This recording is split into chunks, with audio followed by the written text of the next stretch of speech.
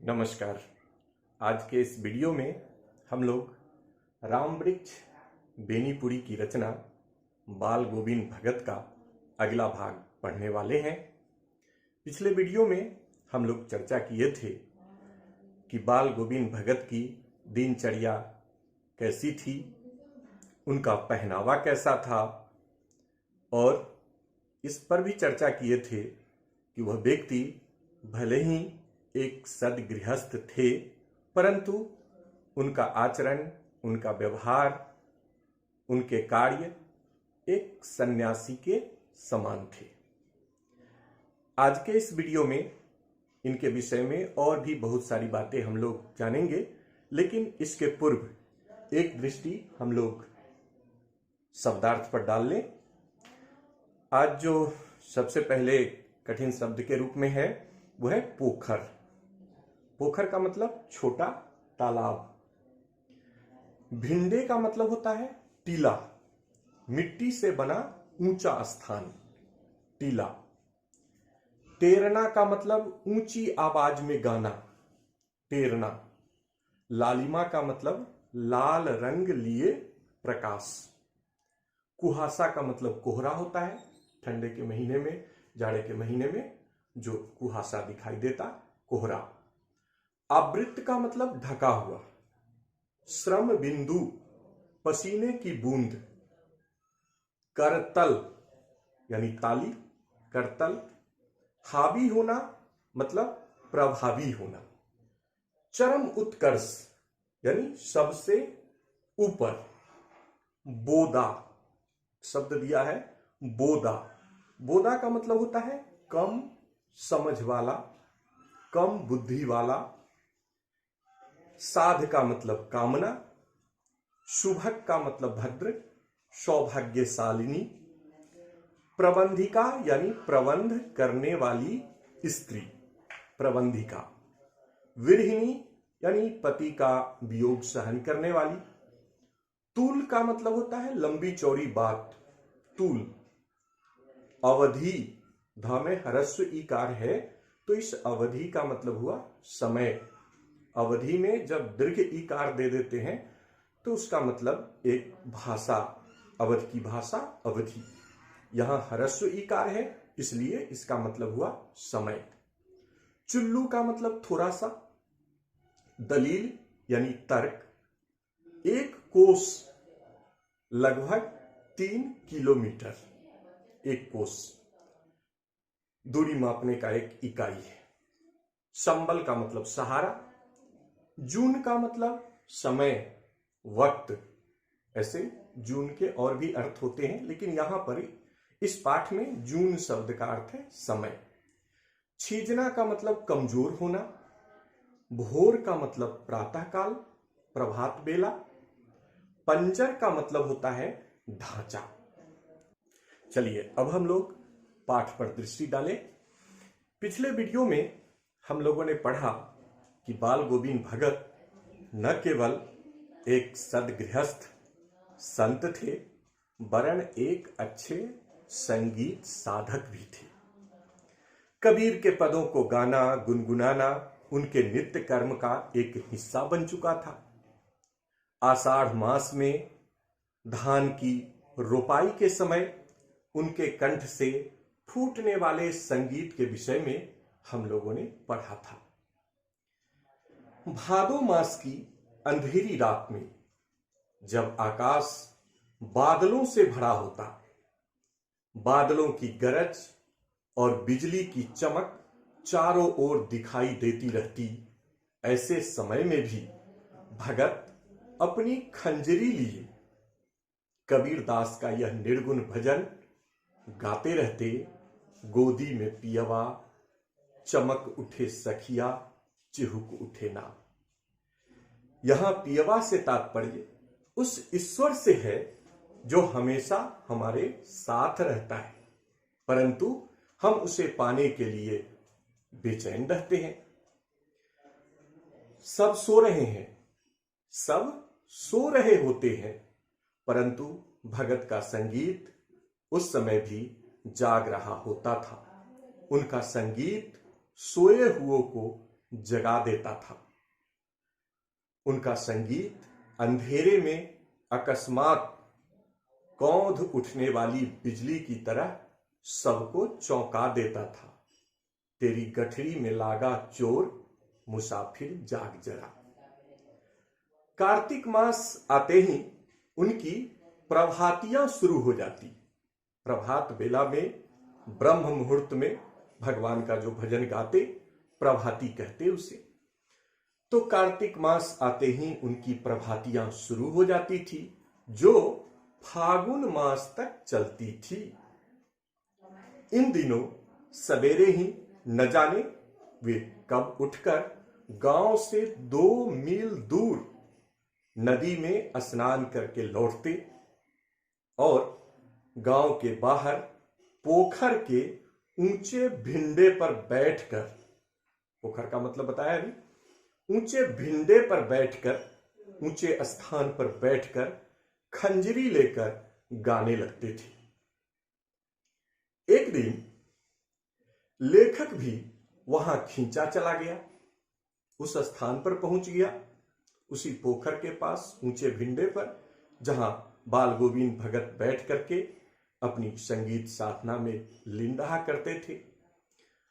और लेखक ने देखा कि दांत किटकिटाने वाली सर्दी की भोर में काली कमली ओढ़े भगत खंजरी लिए चटाई पर बैठे हैं। खंजरी पर उनकी उंगलियां बराबर चल रही है।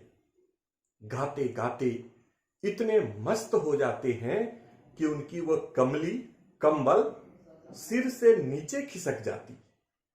लेखक कपकपा रहा है, उस ठंड में लेखक कपकपा रहा है, परंतु भगत के सिर पर श्रम बिंदु, पसीने की बूंदें चमक रही है।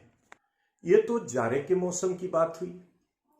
आगे लिखता है कि गर्मियों के दिनों में शाम के समय कुछ लोग भगत के घर जुट जाते थे। खंजरियों और करताल की भरमार हो जाती थी। भगत पद गाते और उनकी प्रेमी मंडली उसे दोहराती रहती। धीरे धीरे स्वर ऊंचा होने लगता। गाते गाते एक स्थिति ऐसी आती जब भगत खंजरी लिए नाच उठते। उनके साथ सबके तन मन नृत्य करने लगते। सारा आंगन नृत्य और संगीत से भर जाता था। लेखक भगत की संगीत साधना को देखकर उस दिन दंग रह गया जब भगत का इकलौता बेटा मर गया, जिसे भगत बहुत मानते थे, जिसकी बड़ी साध से शादी रचाई थी। वही बेटा उस दिन मर गया था। बेटे को आंगन में चटाई पर लिटाकर एक सफेद कपड़े से ढक दिया था। अपने ही रोपे गए पेड़ों से कुछ फूल तोड़कर उसके ऊपर बिखरा दिया था। तुलसी दल भी, तुलसी के पत्ते भी बिखरा दिए थे। सिरहाने में सिर के पास एक चिराग जलाकर रख दिए और जमीन पर आसन जमाए वहीं पुरानी तल्लीनता से उसी पुराने स्वर में गीत गाए जा रहे हैं। पतोहू रो रही है, उसे स्त्रियां चुप करा रही है। भगत कभी गाते गाते पतोहू के पास जाते हैं और उसे रोने के बदले उत्सव मनाने को कहते हैं। भगत की दृष्टि में, ध्यान दीजिए, भगत की दृष्टि में मृत्यु एक ऐसा अवसर होता है जब आत्मा इस शरीर को छोड़कर परमात्मा से जा मिलती है।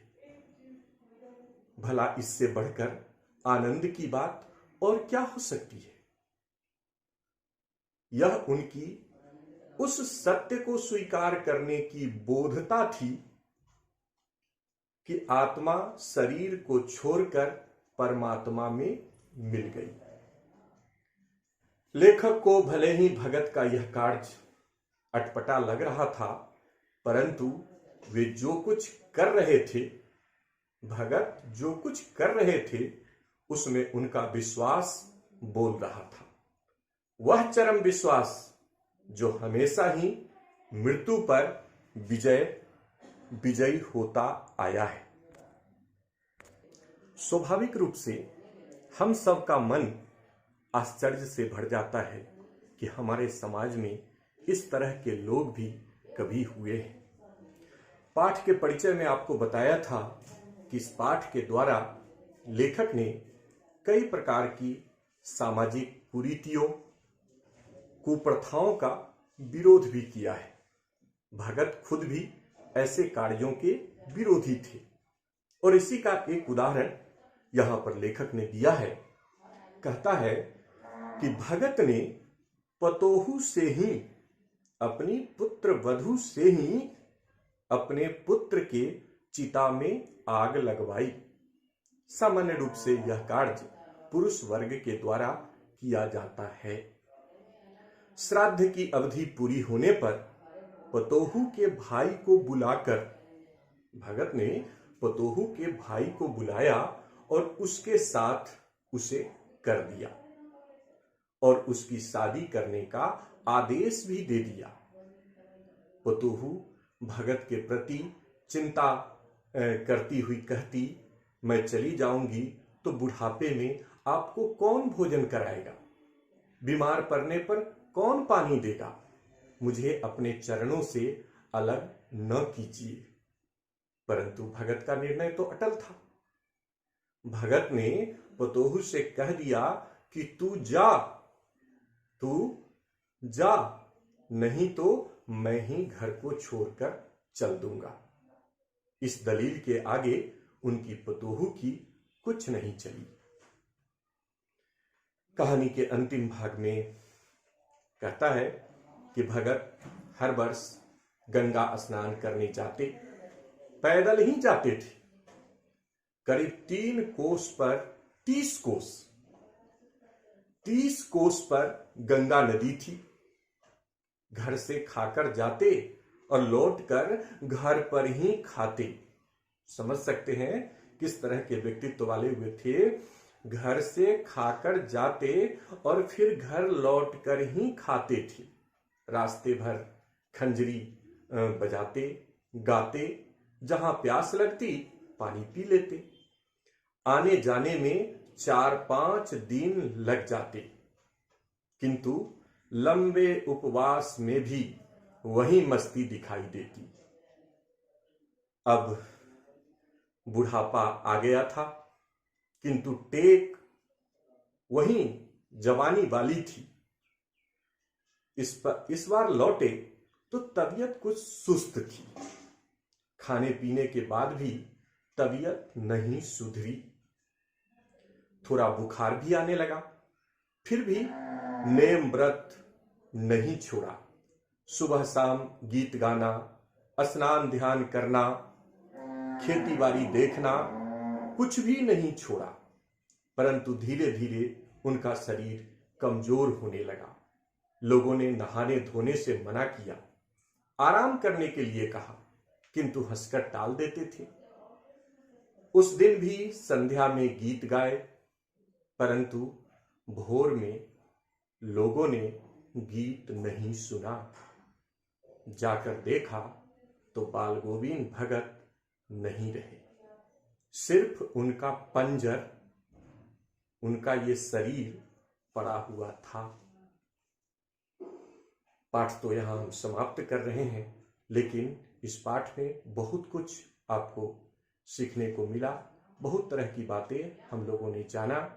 एक तो यह कि इस पाठ को जिस रेखा चित्र शैली में लेखक ने लिखा है वो बहुत ही सुंदर, बहुत ही अच्छे ढंग से बाल गोविंद भगत का पूरा चरित्र उन्होंने इसके माध्यम से हमारे सामने रखा है। हमने यह भी जाना कि एक व्यक्ति जो पूरी तरह गृहस्थ है, स्वभाव से इस तरह का संत भी हो सकता है, स्वभाव से संत भी बना जा सकता है। कर्म पथ पर डटे रहने वाले एक ऐसे व्यक्तित्व के बारे में हम लोगों ने जाना है जो निश्चय ही हम सब के लिए प्रेरणादायक माने जा सकते हैं। सामाजिक रूढ़ियों का भी स्थान स्थान पर लेखक ने विरोध किया है, इस पाठ के माध्यम से, इस रेखा चित्र के माध्यम से। तो आज के वीडियो में इतना ही। आप शब्दार्थ याद करेंगे और इसका प्रश्नोत्तर हम लोग अगले वीडियो में जानेंगे। तब तक के लिए धन्यवाद।